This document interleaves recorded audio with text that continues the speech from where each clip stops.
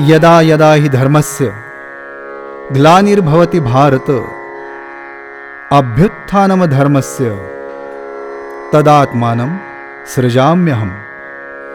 जब जब धर्म की हानि और अधर्म की वृद्धि होती है, तब तब कोई ऐसे सत्पुरुष पृथ्वी पर प्रकट होते हैं जिनके माध्यम से फिर से धर्म की सुयोग्य स्थापना होकर समाज ज्ञान की ओर अग्रसर होता है। 20वीं सदी के श्रेष्ठतम योगी पुरुष योगीराज मनोहर हरकरे अर्थात योगी मनोहर एक ऐसे ही अवतार पुरुष थे जिन्होंने समाज को अज्ञान के अंधकार से ज्ञान के प्रकाश की ओर जाने का सरल मार्ग दिखाया। योगी मनोहर जी ने गीता, रामायण, महाभारत आदि सभी महत्वपूर्ण ग्रंथों का वो मूल आशय समाज के सामने रखा जिससे समाज आज तक वंचित था, और इस तरह समाज के उत्थान के लिए उन्होंने ज्ञान की नई दिशा समाज को दिखाई। योगी मनोहर जी का जन्म पौष शुद्ध तृतीया शके 1836 अर्थात 22 दिसंबर 1914 को दोपहर ठीक 12 बजे महाराष्ट्र के नागपुर शहर में हुआ। इनके पिता थे श्री कृष्ण हरकरे और माता का नाम था राधा देवी हरकरे। योगी मनोहर जी इनकी 8वीं संतान थी। योगी मनोहर जी अपने बाल्यकाल में बड़े ही तेजपुंज, सुंदर और तीक्ष्ण बुद्धि के बालक थे। योगी मनोहर जी की बाल लीलाएं सभी को चौंकाने वाली थी। कभी कभी ये बालक घर के किसी कमरे में चुपचाप ध्यान लगाकर घंटों तक उसी अवस्था में बैठा रहता था, तो कभी कभी किसी वृक्ष की छांव में एकांत में गहरी सोच में डूब जाता था। इस बालक में अद्भुत शक्ति थी जिसका अनुभव कई लोगों को आया था। यह बालक जो भी बोलता था वो सब सच होता था। उसके स्पर्श से कई लोगों की बीमारी ठीक हो जाती थी, यहां तक कि इस बालक के हाथ का पानी पीने से एक महिला का बिच्छू ने डसा हुआ विष भी उतर गया था। इस बालक की यह बाल लीलाएं देखकर कई ज्योतिषियों ने भविष्यवाणी की थी कि यह बालक आगे एक बहुत बड़ा योगी पुरुष बनेगा जो समाज का उद्धार करेगा। ऐसे ही दिन बीतते गए और योगी मनोहर जी ने बाल्यावस्था से युवावस्था में प्रवेश किया। इसी दौरान एक दुखद घटना भी हुई। इनके पिता श्री कृष्ण हरकरे जी का स्वर्गवास हुआ और पिता का छत्र हमेशा के लिए इनके सर से उड़ गया। बहुत बड़ा परिवार था। घर में 10 भाई बहन थे। भाइयों के बच्चे वगैरह मिलाकर लगभग 50 लोगों का एक बड़ा परिवार बन चुका था। कमाने वाले कम लोग थे और परिवार बड़ा था। बहनों के विवाह भी नहीं हुए थे। ऐसे में मनोहर जी ने अपनी युवावस्था में ही अपना शिक्षण संभालते हुए ट्यूशन्स शुरू की, छोटी छोटी वस्तुएं बेचने का भी काम किया और अपने परिवार को आर्थिक सहायता की। योगी मनोहर जी को तैराकी का बड़ा शौक था। वे अपने घर से 10 किलोमीटर दूरी पर साइकिल से जाकर तेलंगखेड़ी के तालाब में तैरते थे। वो अच्छे तैराक थे। ऐसे ही एक दिन योगी मनोहर जी तैरकर अपने घर लौट रहे थे कि अचानक राष्ट्रीय स्वयंसेवक संघ के प्रमुख डॉक्टर हेडगेवार जी उन्हें रास्ते में मिले। योगी जी ने तुरंत रुककर उन्हें नमस्कार किया। हेडगेवार गुरुजी ने मनोहर नामक इस युवा के चेहरे का तेज, आत्मविश्वास और श्रद्धा देखकर उन्हें अपने पास बुलाया, बिठाया और संघ के महान तत्वों का उपदेश योगी मनोहर जी को गुरुजी ने किया। इस तत्वोपदेश का मनोहर जी के युवा मन पर इतना गहरा असर हुआ कि वे उसी दिन से संघ के पक्के प्रचारक बन गए।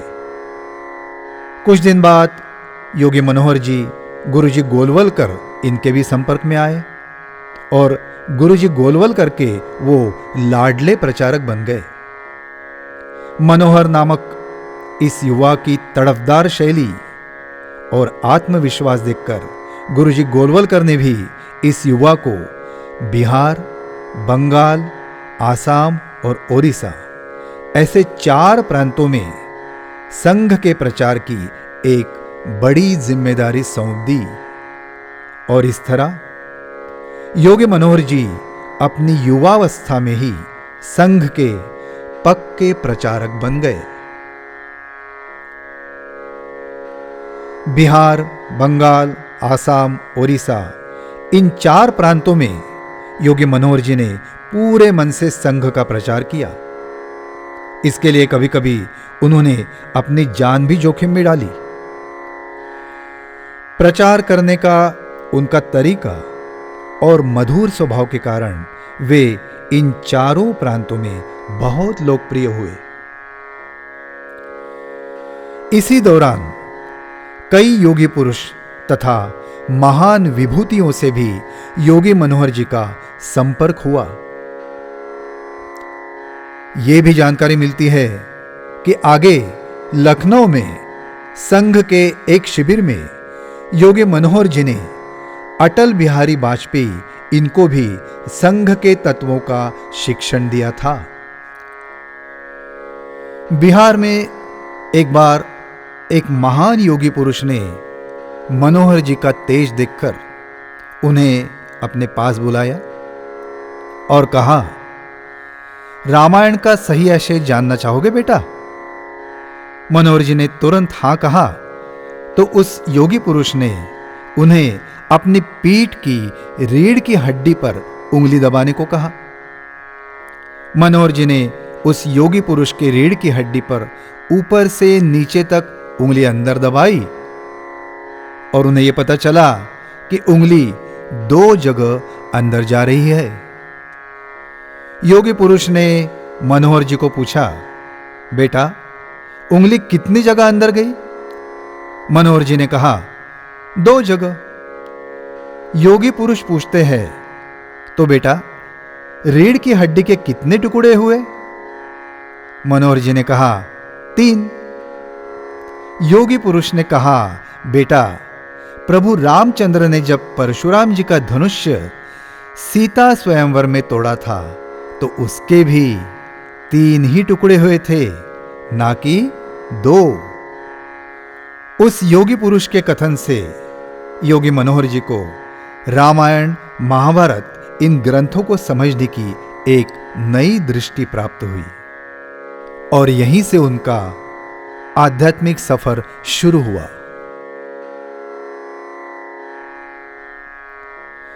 संघ के नियमों के अनुसार उन दिनों संघ प्रचारक विवाह नहीं करते थे। मनोहर जी ने भी विवाह न करने का निर्णय लिया था, लेकिन इसी दौरान उनकी मां राधा देवी की तबीयत अचानक बहुत खराब हुई और उन्होंने मनोहर जी को अपने पास नागपुर बुलाकर कहा कि बेटा मेरी अंतिम इच्छा है कि तू मेरे जीते जी विवाह कर। संघ के विचारवंतों ने भी मनोहर जी को मां की अंतिम इच्छा पूरी करने का उपदेश दिया। मातृभक्त मनोहर जी ने मां की अंतिम इच्छा के अनुसार विवाह किया और उसके बाद कुछ ही दिनों में मां राधा देवी का स्वर्गवास हुआ।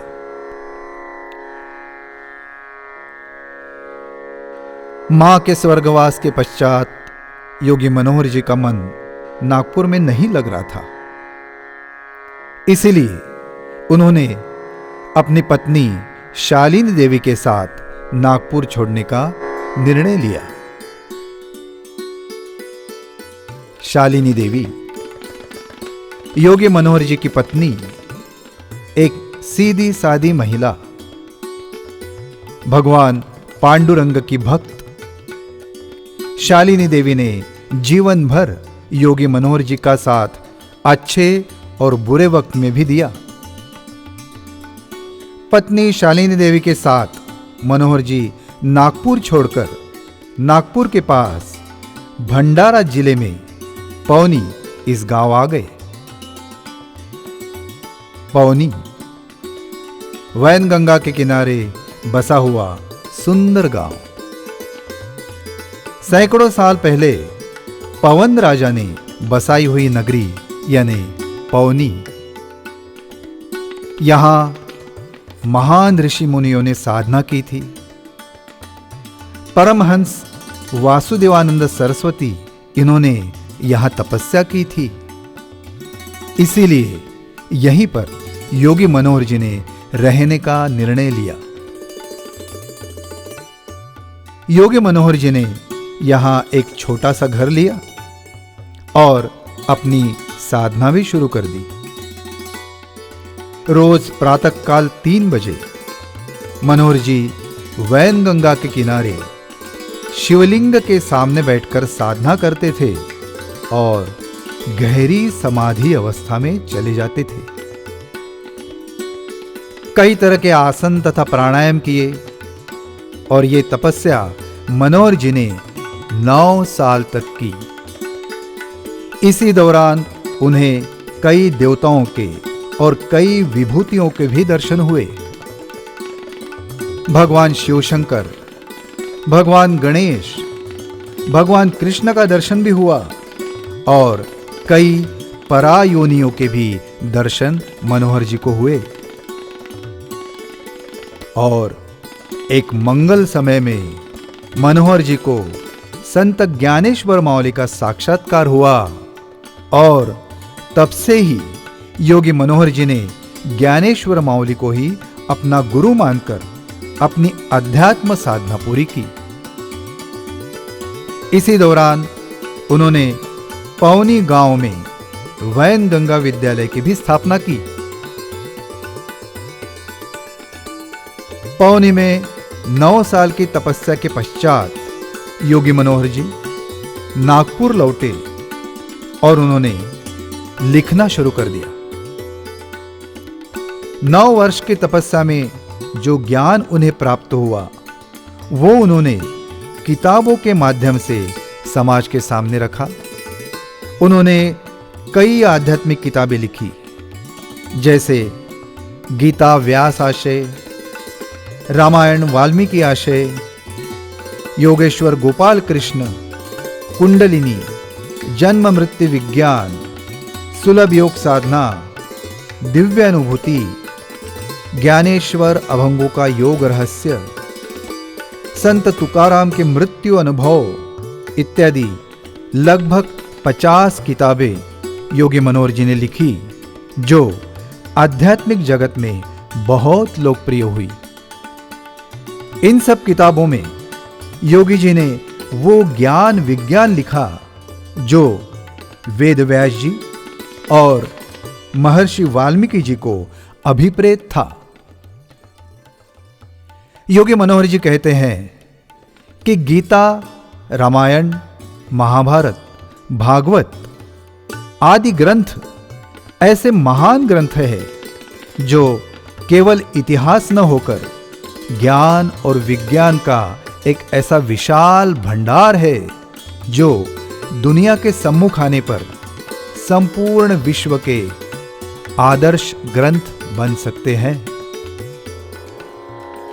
गीता, योगी मनोहर जी ने लिखी हुई गीता व्यास आशय, ये ऐसी एकमात्र गीता है जो आज पूरे मानव समाज को सच्चे ज्ञान का योग्य मार्ग दिखा सकती है। महाभारत एवं गीता का सही आशय कैसा समझें, इसके लिए योगी मनोहर जी महाभारत में लिखी हुई गणेश कथा का दाखला देते हैं। महाभारत काव्य लिखने के लिए भगवान वेद व्यास जी ने प्रत्यक्ष परब्रह्म श्री गणेश जी से प्रार्थना की कि हे गणेश, आप मेरे लेखक बन जाओ। श्री गणेश जी ने वेद व्यास जी की प्रार्थना स्वीकार की, लेकिन एक शर्त पर। शर्त यह थी कि लिखते समय गणेश बिल्कुल रुकेंगे नहीं। नया श्लोक बनाने में समय लगने पर गणेश जी लेखन कार्य त्याग कर चले जाएंगे। वेद व्यास जी ने श्री गणेश जी की यह शर्त मान्य की, परंतु उन्होंने भी अपनी एक शर्त रखी कि लिखे हुए श्लोकों का व्यास आशय जब तक श्री गणेश जी ना समझे, तब तक वे आगे की पंक्तियां ना लिखें। एक दूसरे की शर्तें मंजूर हुई और महाभारत का लेखन शुरू हुआ। पहला श्लोक गणेश वंदन का था और इसलिए गणेश जी उसे आसानी से समझ गए। लेकिन दूसरे श्लोक से श्लोक का आशय समझने में गणेश जी को कठिनाई आने लगी और इस प्रकार रुकते रुकते और व्यास रचित श्लोकों का आशय ध्यान में लाते लाते समस्त महाभारत लिखी गई। महाभारत समझने में साक्षात बुद्धिदाता गणेश को भी इतनी कठिनाई आई। इस कथा से वेद व्यास जी हमें ये सुझाना चाहते हैं कि उनके महाभारत का आशय, जो हमारे जैसे साधारण मानव आसानी से समझते हैं, वो सही नहीं है। महाभारत का सही आशय अलग है। वो ज्ञान विज्ञान से भरा गहन और गहरा आशय है। गीता के आदि पर्व में वेद व्यास जी लिखते हैं, लेखको भारतस्यास्य भवत्वं गणनायक मय्यैव प्रोच्यमानस्य मनसा कल्पितस्य च। अर्थात मेरे मन के अति उच्च अवस्था में, अर्थात समाधिवस्था में मुझे जो ज्ञान प्राप्त हुआ, उसको मैं समाज के लिए मेरी कल्पना से महाभारत के रूप में लिख रहा हूं। इसलिए हे गणनायक, आप मेरे लेखक बने।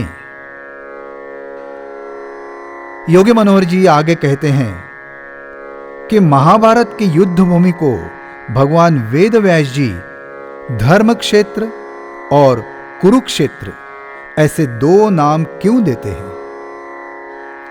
पिंड धर्म के अनुरूप क्षेत्र को वेद व्यास जी धर्म क्षेत्र कहते हैं एवं कर्म के लिए सुयोग्य शरीर को वे कुरुक्षेत्र कहते हैं।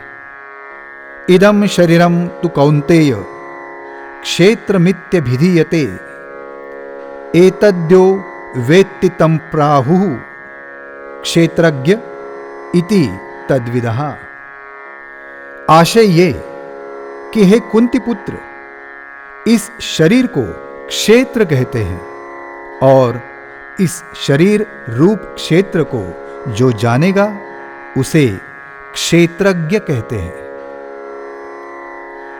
वेद व्यास जी ने महाभारत का मूल आशय जो कथाओं के रूप में लिखा था, वो मूल आशय योगी मनोहर जी ने समाज के सामने रखा और इसीलिए योगी मनोहर जी को वेद व्यास जी का अवतार भी माना जाता था। भारत निर्माण द्वारा दिल्ली में हुए अंतर्राष्ट्रीय गीता परिषद में योगी मनोहर जी ने महाभारत तथा गीता का यह गहन आशय बताकर पूरे विश्व के विद्वानों को अचंभित कर दिया था। योगी मनोहर जी कहते हैं कि राम और कृष्ण ये दो देवताएं ऐसे ही ज्ञान विज्ञान से परिपूर्ण हैं। राम का अर्थ यानी रमन्ते योगिनः यस्मिन् रामः, अर्थात योगियों के चित्त में सदा रममाण होने वाला परमानंद यानी प्रभु रामचंद्र।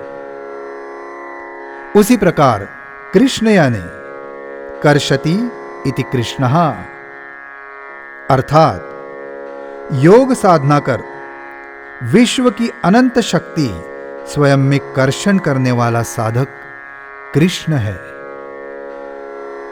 रामायण महाभारत युद्ध यानी हमारी अच्छी और बुरी वृत्तियों का युद्ध है। इसी ज्ञान का प्रसार योगी मनोहर जी ने पूरे विश्व में किया। भारत में और विदेशों में भी जगह जगह योग शिविर लिए और सबको योग साधना सिखाई। संपूर्ण विश्व को वैदिक अर्थात ज्ञानमय बनाने का उनका सपना था। इसीलिए उन्होंने अपने इस कार्य को वैदिक विश्व नाम दिया। वैदिक शब्द का अर्थ योगी जी बताते हैं, विद यानी जानना, ज्ञान प्राप्त करना, और वैदिक यानी ज्ञान प्राप्त कर उसके अनुसार आचरण करना। इस प्रकार पूरे विश्व को वैदिक अर्थात ज्ञानमय बनाने का उनका ध्येय था। योगी मनोहर जी ने इस ज्ञानमय परंपरा का प्रसार करने के लिए दो अलौकिक योग साधनाएं निर्माण की थी, योग निद्रा और षटचक्र भेदन। अखिल मानव समाज के लिए योगी जी ने ये साधनाएं संगीत के माध्यम से बनाई थी, जो आगे भारत में और पूरे विश्व में प्रसारित हुई और लोकप्रिय हुई। आज समस्त विश्व में योग निद्रा और षटचक्र भेदन ये योग प्रक्रियाएं प्रसारित हो चुकी है, लेकिन इसका श्रेय योगी मनोहर जी को ही जाता है। वैदिक विश्व की कल्पना और कार्य का प्रसार सब तरफ तेजी से हुआ। योगी मनोहर जी इस कार्य को कार्य ही रखना चाहते थे। इस कार्य को किसी संस्था का रूप देना उन्हें पसंद नहीं था, लेकिन कुछ साधकों के इच्छा के कारण मुंबई में वैदिक विश्व संस्था स्थापन की गई, जिसके अध्यक्ष स्वयं योगी मनोहर जी थे। इस संस्था के अंतर्गत कई योग उपक्रम हुए। योगी मनोहर जी एक बहुत अच्छे शास्त्रीय संगीत के गायक थे। वैदिक विश्व के विशाल कार्य के साथ साथ कभी कभी उनकी शास्त्रीय संगीत की बैठकें भी होती थी। उनका गायन स्वर्गीय गायन था, जिसमें एक अद्भुत निर्माण शक्ति थी। उनके गायन से प्रसिद्ध गायक कुमार गंधर्व, पंडित जितेंद्र अभिषेकी आदि महान संगीतज्ञ बहुत प्रभावित थे। योगी जी गायन के साथ साथ कई वाद्य भी सफाई से बजाते थे, जैसे सारंगी, वायलिन, पियानो, तबला, हारमोनियम इत्यादि। उन्होंने स्वयं एक सारंगी और एक स्वर मंडल भी बनाया था।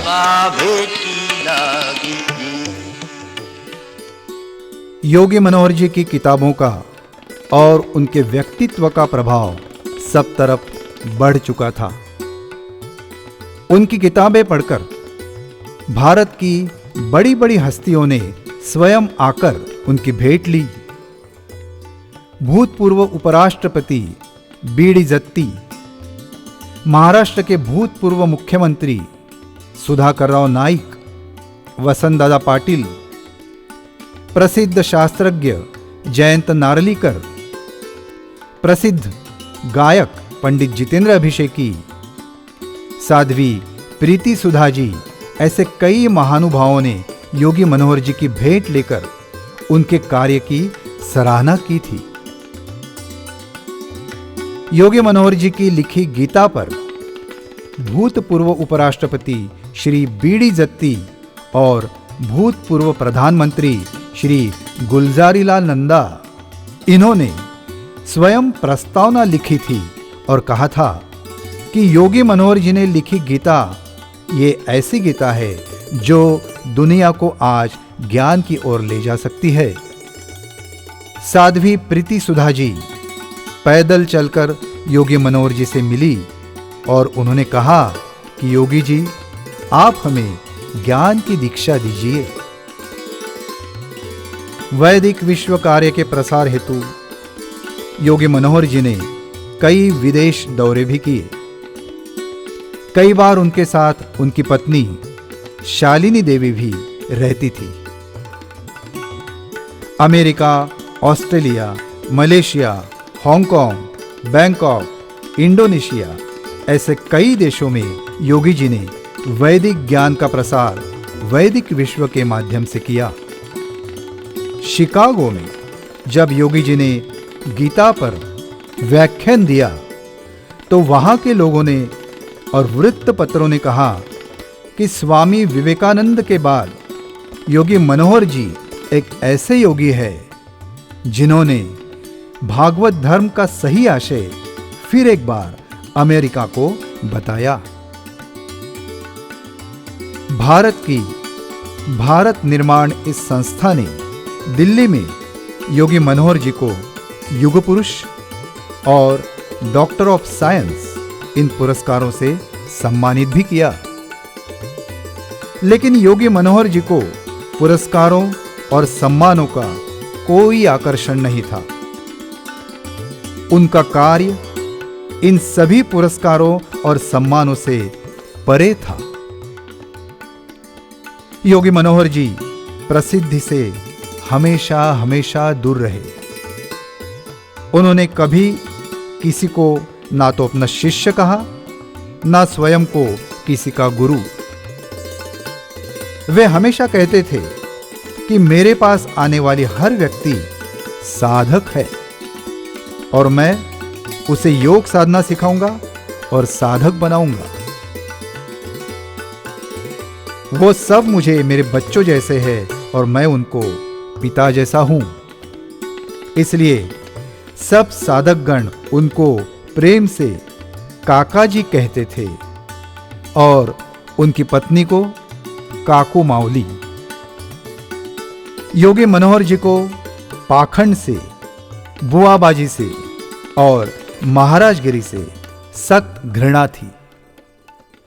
वे हमेशा कहते थे कि बुआबाजी और महाराजगिरी के कारण हमारा समाज आज तक सच्चे ज्ञान से वंचित रहा है। योगी मनोहर जी प्रसिद्धि, पैसा, इन बातों से हमेशा हमेशा दूर रहे। योगी मनोहर जी ने कई भागवत कार्यक्रम भी किए। भागवत में छिपा हुआ ज्ञान विज्ञान जब योगी जी बताते थे तो श्रोताओं की आंखें भर आती थी। भ्रामयन् सर्वभूतानि यंत्रारूढ़ानि माया, सारे चराचर के हृदय में भगवान स्थित है। यह जानकर जो व्यवहार करता है सबके साथ प्रेम, वही भगवान को जानते, यही यहाँ का है। शालिनी देवी अर्थात काकू मावली। काकू मावली साक्षात अन्नपूर्णा थी, भगवत भक्त थी। कुछ साधकों को ऐसा दृष्टांत भी हुआ था कि काकू मावली ही साक्षात राजस्थान की रानी सती जी है। काकू मावली में एक अद्भुत शक्ति थी। उनकी वाणी हमेशा सच होती थी। कई लोगों को उनके आशीर्वाद से पुत्र पौत्र हुए थे। कई उजड़े संसार फिर से बसे थे।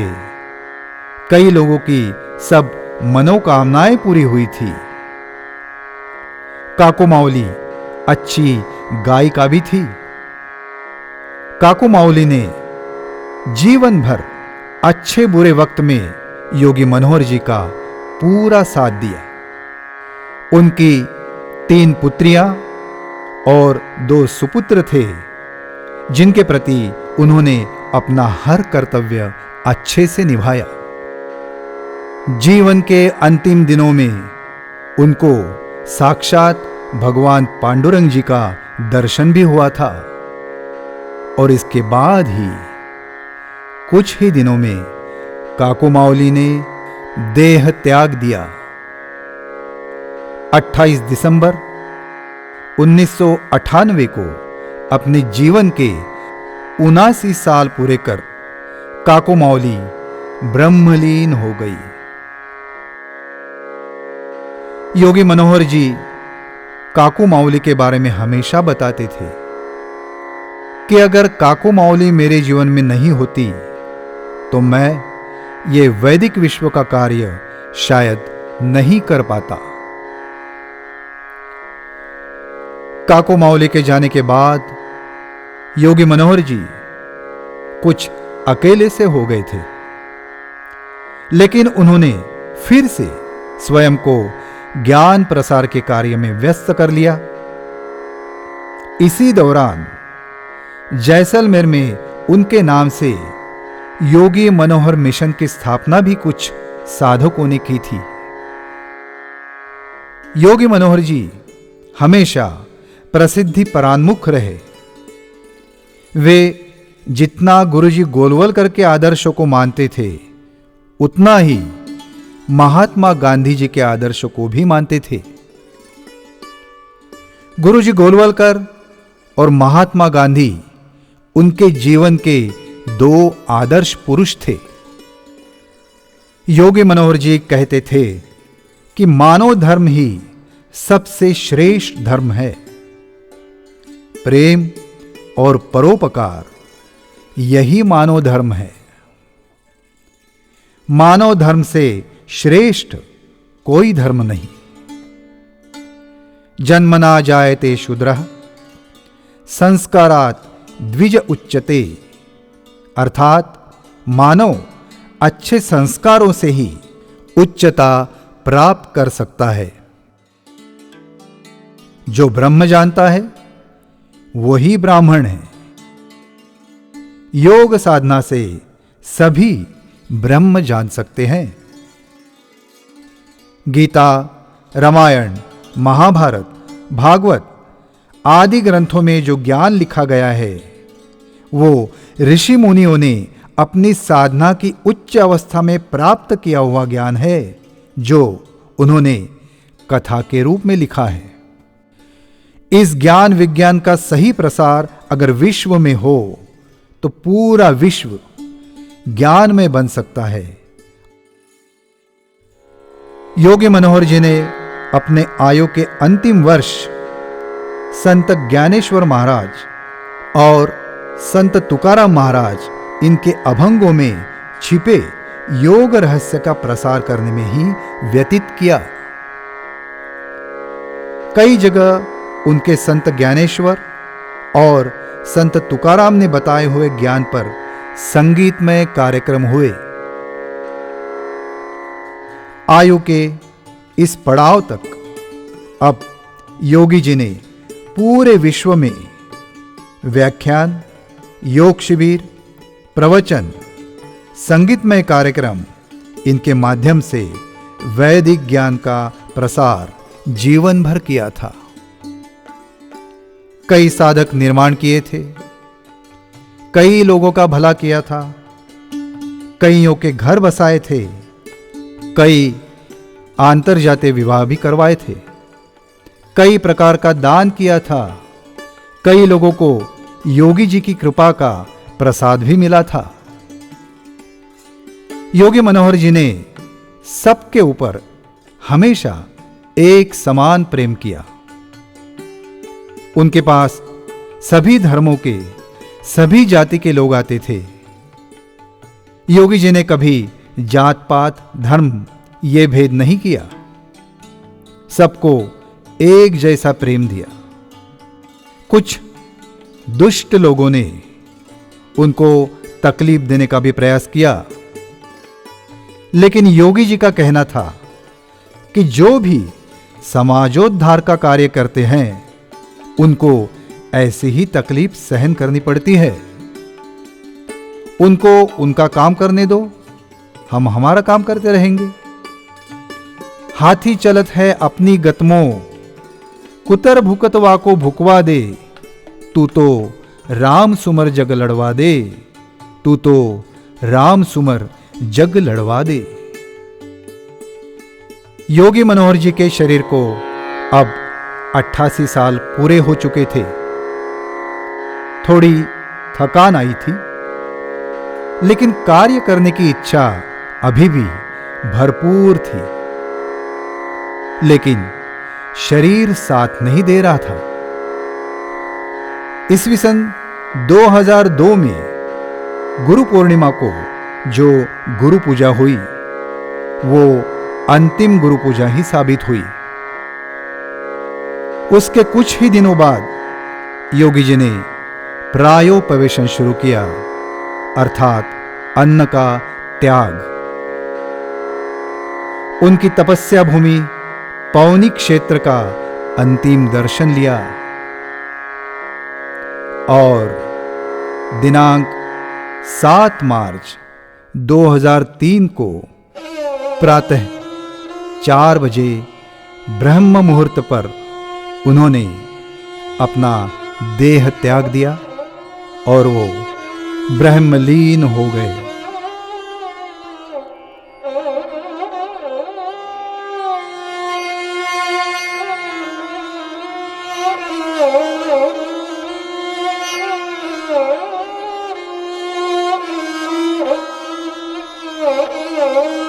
योगी मनोहर जी आज देह रूप से हम में नहीं है, लेकिन अब वे विश्वात्मक अवस्था में है।